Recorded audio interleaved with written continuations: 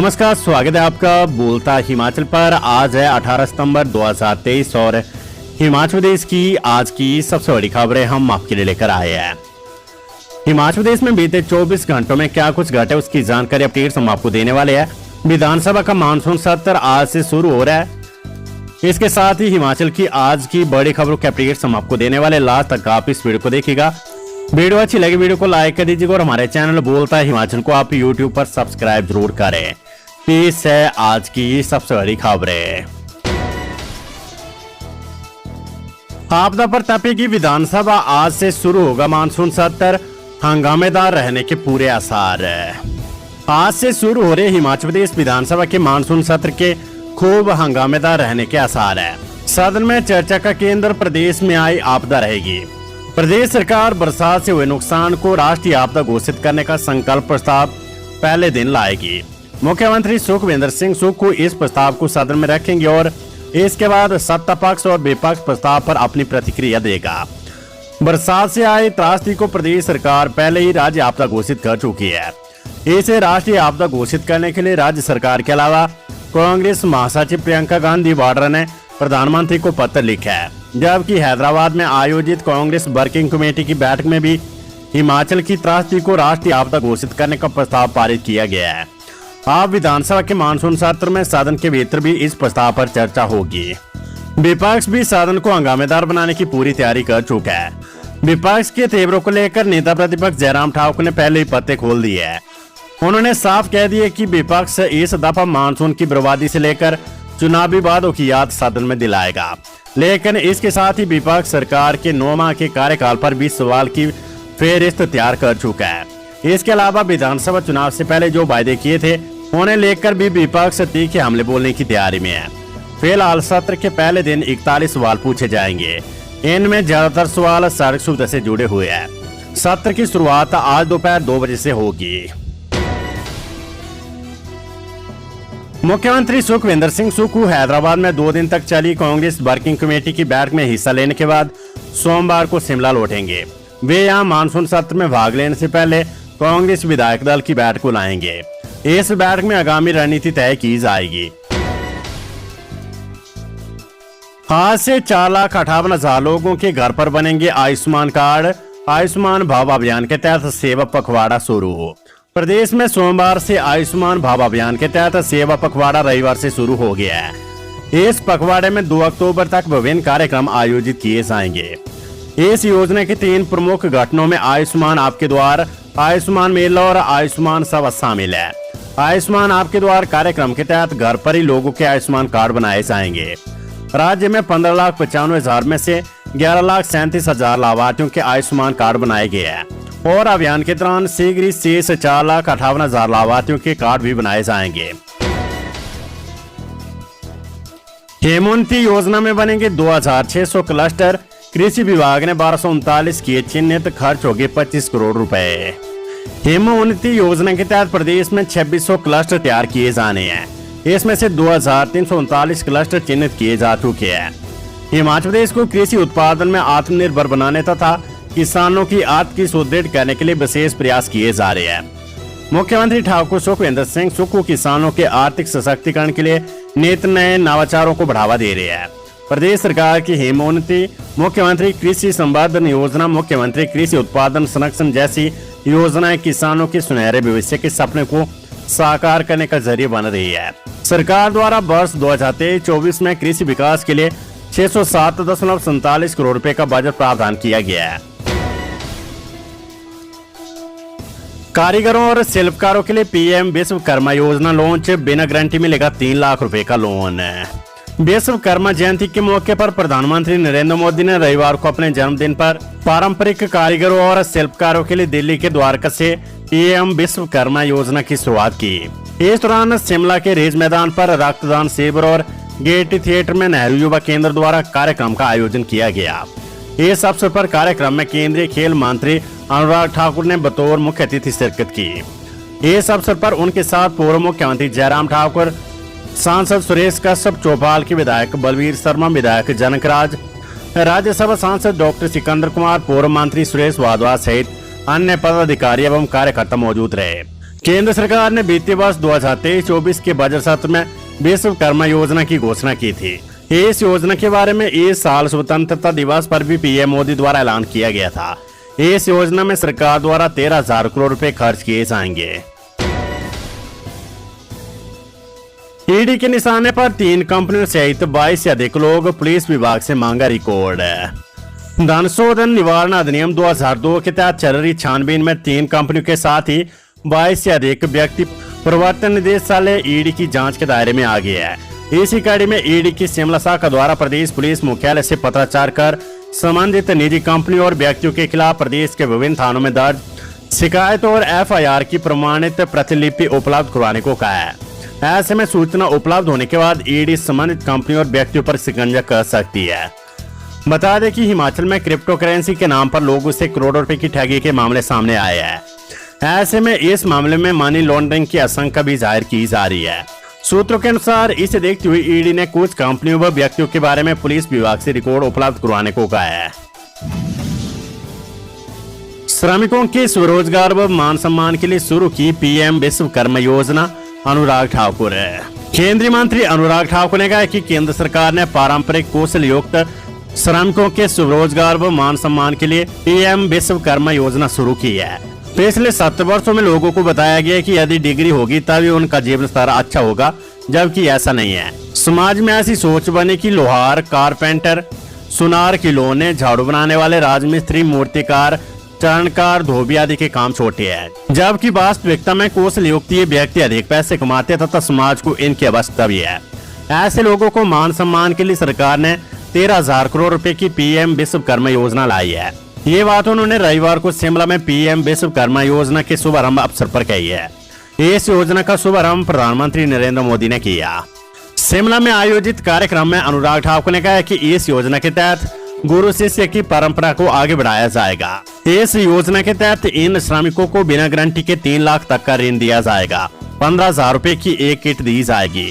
श्रमिकों को प्रशिक्षण के लिए प्रतिदिन 500 रुपए स्टाइपेंड दिया जाएगा।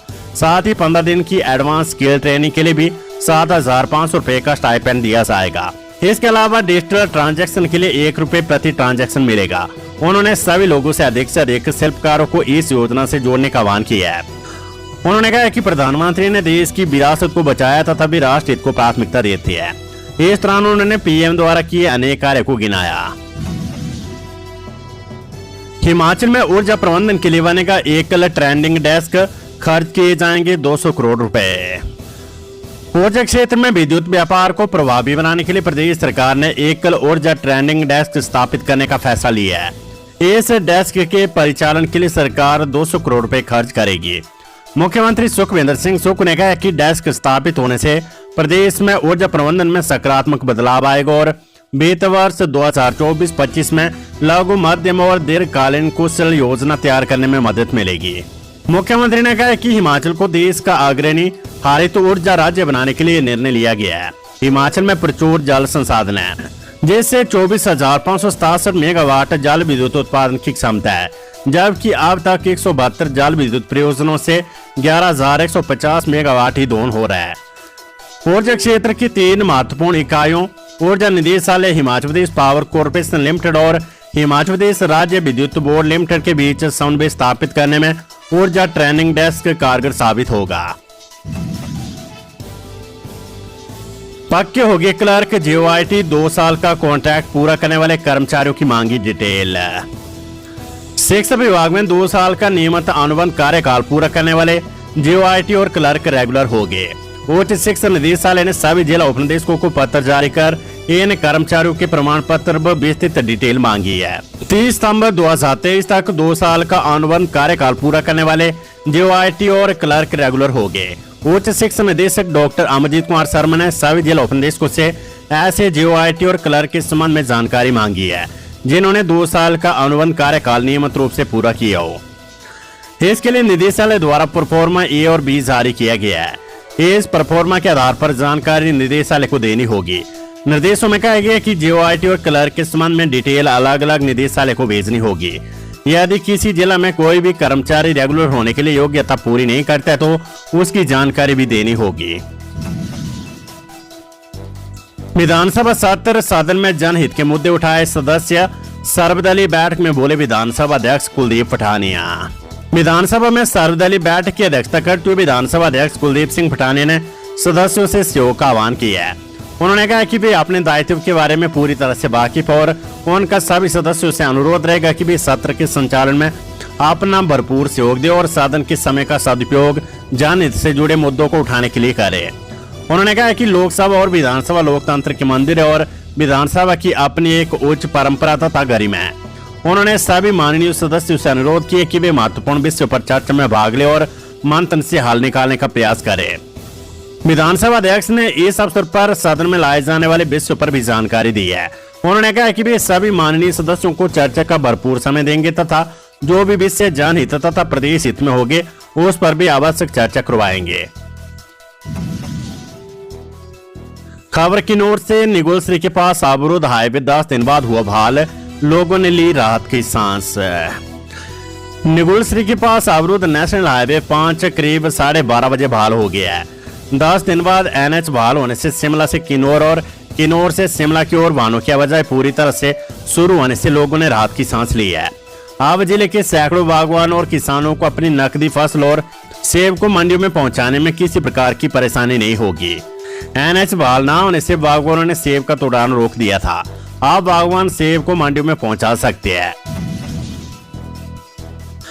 हमीरपुर में महिला के साथ हुई घटना दुर्भाग्यपूर्ण, कांग्रेस शासित प्रदेशों में कानून व्यवस्था चरमराई। केंद्रीय मंत्री अनुराग ठाकुर ने आरोप लगाया कि कांग्रेस शासित जितने भी राज्य है वहां की कानून व्यवस्था चरमरा गई है। अनुराग ठाकुर ने भाजपा अनुसूचित जाति मोर्चा एवं भाजपा युवा मोर्चा द्वारा आयोजित की गई विभिन्न कार्यक्रमों में भाग लेते हुए कहा कि हिमाचल प्रदेश के हमीरपुर में महिला के साथ हुई घटना दुर्भाग्यपूर्ण है। मुख्यमंत्री के गृह जिला से इस तरह की घटना होना बहुत ही शर्मनाक है। किसी महिला के साथ इस तरह का अत्याचार होना निंदनीय है। उन्होंने आरोप लगाया कि कांग्रेस शासित जो भी प्रदेश है सभी जगहों पर कानून व्यवस्था बदतर हो चुकी है।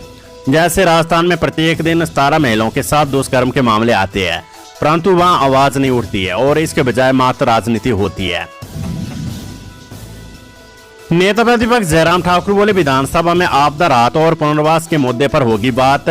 सर्वदलीय बैठक के बाद बोले जयराम ठाकुर। नेता प्रतिपक्ष जयराम ठाकुर ने विधानसभा सत्र की पूर्व संध्या पर विधानसभा अध्यक्ष कुलदीप सिंह पठानिया द्वारा बुलाई गई सर्वदलीय बैठक में भाग लिया। सर्वदलीय बैठक में सदन को सुचारू रूप से संचालित करने पर परस्पर परिचर्चा हुई। नेता प्रतिपक्ष ने कहा कि प्रदेश आपदा की चपेट में और इस बार के विधानसभा सत्र में आपदा और राहत के मुद्दों को प्रमुखता से उठाया जाएगा। उन्होंने कहा कि आपदा से प्रदेश को बहुत क्षति हुई है। लोगों के घर, दुकान, फसलें, बागान और खेत बुरी तरह से बर्बाद हुए हैं। बहुत से लोगों की दुखद मृत्यु भी हुई है। इस बार के सत्र में आपदा प्रभावितों की राहत और पुनर्वास के मुद्दों को प्रमुखता से उठाया जाएगा। उन्होंने कहा कि आपदा की वजह से लोगों को आपदा राहत शिविरों में रहना पड़ा। सरकार समय पर सड़कें खोलने में नाकाम रही है। सड़कें बंद होने की वजह से किसानों, बागवानों को बहुत नुकसान हुआ है। फल और सब्जियां सड़ गई है। आंखों में मिर्ची डालकर पति को जलाने का प्रयास। शिमला के सकराला में पेश आई वारदात। शिमला के सकराला में किराए के मकान में पत्नी द्वारा आंख में मिर्ची डालकर पति को जलाने का मामला सामने आया है।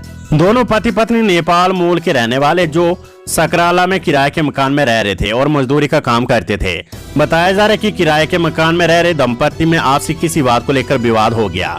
इस दौरान महिला ने पति को आग के हवाले कर बाहर से दरवाजा बंद कर दिया।